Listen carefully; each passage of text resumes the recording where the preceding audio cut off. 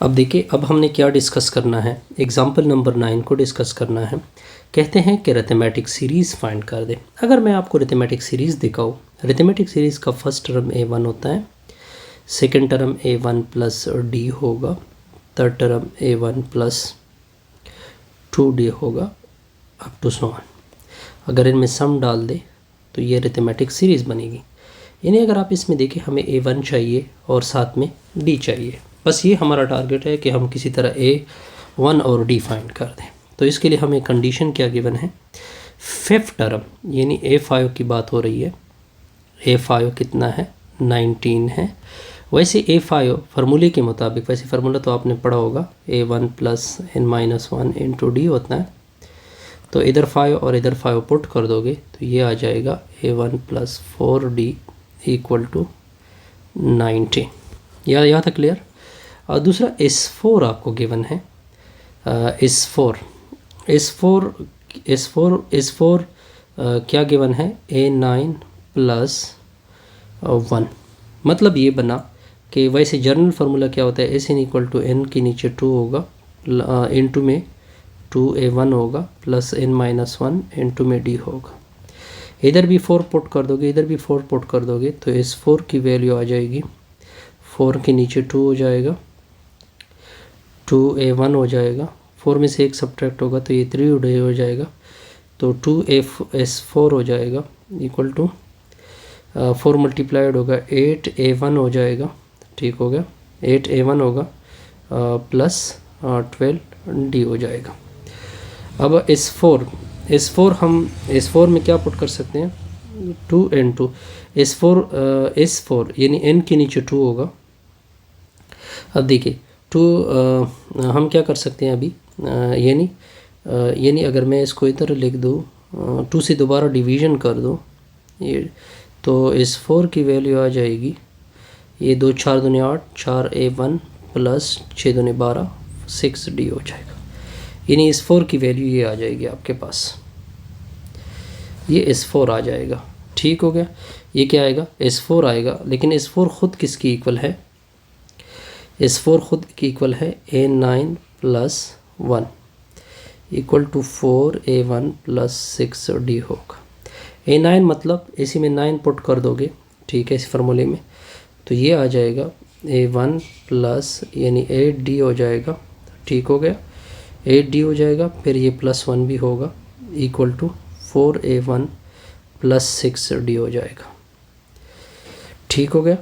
अब इस तरह कर दें, इसको उधर शिफ्ट कर दोगे, ठीक है, इसको भी उधर शिफ्ट कर दोगे और 1 को छोड़ दो, तो 4a1 में से a1 निकल आएगा, तो ये आ जाएगा 3a1, 6d में से 4a निकलेगा तो ये माइनस 2d आ जाएगा, और दूसरी साइड पे क्या बचेगा, 1 बचेगा। अब दो इक्वेशन हमारे पास आ गए, a1 minus 2d equal to 1 आएगा। अब देखिए यहाँ पे 3a1 है, यानी 3 अगर मैं इस पूरी इक्वेशन के साथ मल्टीप्लाइड करूँ तो इधर भी 3 मल्टीप्लाइड होगा, तो ये आ जाएगा 3a1 प्लस 12 हो जाएगा, और दूसरी साइड पे 57 हो जाएगा। अब इन दोनों को सब्ट्रैक्शन करते हैं, ये दोनों कैंसिल होगी, ये भी माइनस हो जाएगा, प्लस माइनस होगा, तो इससे आ जाएगा माइनस 14d हो जाएगा, इससे माइनस 56 आएगा, माइनस को कैंसिल करोगे 14 और ये कैंसिल होंगे, 14 4 56 होगा, तो d की वैल्यू आपके साथ 4 आ जाएगी। ये d की वैल्यू इधर पुट कर दोगे तो a1 प्लस 4d की जगह 4 होगा, दूसरी साइड पे 19 है सैम्पल, ठीक है, 4 4 16 16 और ये जाएगा, तो a1 इक्वल टू 19 में से 16 गया तो ये आ जाएगा 3। अब हमारे पास सब कुछ आ चुका है, अब हमने सीरीज़ बनाना है, तो सीरीज़ आएगा a1 plus d plus a1 plus 2d up to so on, plus up to so on, a1 की जगह 3, फिर 3, d की जगह 4, फिर देखें a1 की जगह 3, 2 इंटू 4 आ जाएगा, plus up to so on, तो ये 3 हो जाएगा, 3 और 4 क्या होंगे, 7 आएगा, 4 दूनी 8, 8 जमा 3 11 plus up to so on. ये आपका रिक्वायर्ड सीरीज़ होगा, ये आपका रिक्वायर्ड क्या होगा, सीरीज़ होगा।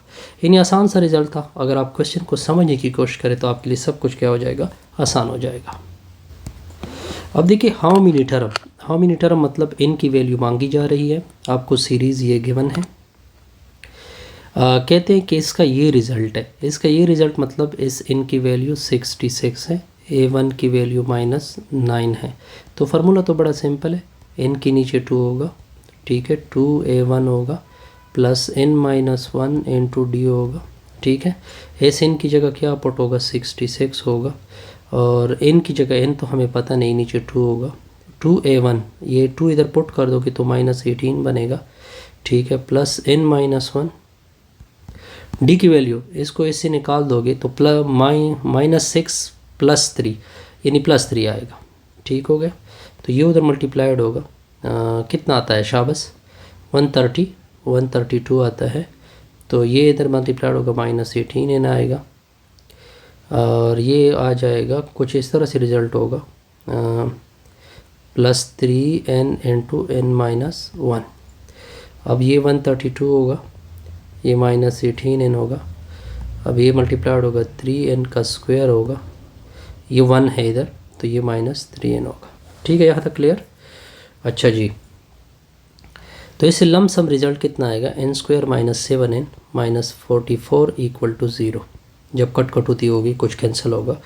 अब 16 नंबर में 144 होता है तो -9n sorry -16n plus 7n -44, ये 144 है, सॉरी ये 144 है, बिल्कुल, बल्कि 44 है, 44 है, बिल्कुल 44 है, ये 44 है। तो ये वैल्यू तो फैक्टराइजेशन के लिए फिट नहीं है, तो हम क्या करेंगे, 11×4 = 44 होता है, 11n प्लस 4n -44 = 0। ये अलग पेयर, n कॉमन करोगे n-11, 4 कॉमन करोगे n-11 = 0। तो आप देख सकते हैं n की एक वैल्यू 11 बन रही है, -4 बन रही है। तो -4 चूँकि n नेचुरल नंबर या पॉजिटिव इंटीजर होता है उसको हम नहीं मान सकते, तो n = क्या आएगा, 11 आएगा। ये भी आसान सा रिजल्ट। अब लास्ट एग्जांपल है, फाइंड द फर्स्ट 3 टर्म, यानी A1 मांगा, A1 है ऑलरेडी आपके पास, ठीक है, और A1 की वैल्यू क्या है, 9 है, आपसे A2 और A3 मांगा जा रहा है, ठीक है, और इस n का फार्मूला आपको याद होगा, n/2 A1 प्लस AN की फॉर्म में आपको याद होगा।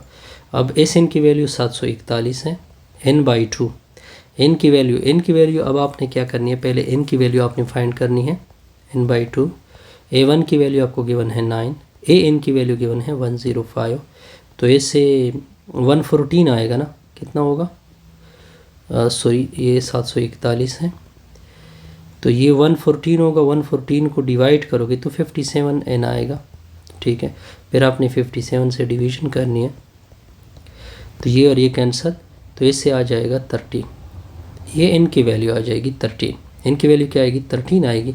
हमने A2 फाइंड करना है और A3 फाइंड करना है, n की वैल्यू हमारे पास आ गई। अब n की वैल्यू जब आ गई तो आपने an का फार्मूला लेना है, an का फार्मूला क्या है, A1 + n-1 इंटू डी है। अब आपने 13 पुट करना है, तो ये 13 मैंने पुट किया, 13 में से 1 सब्ट्रैक्ट करोगे तो 12d आएगा।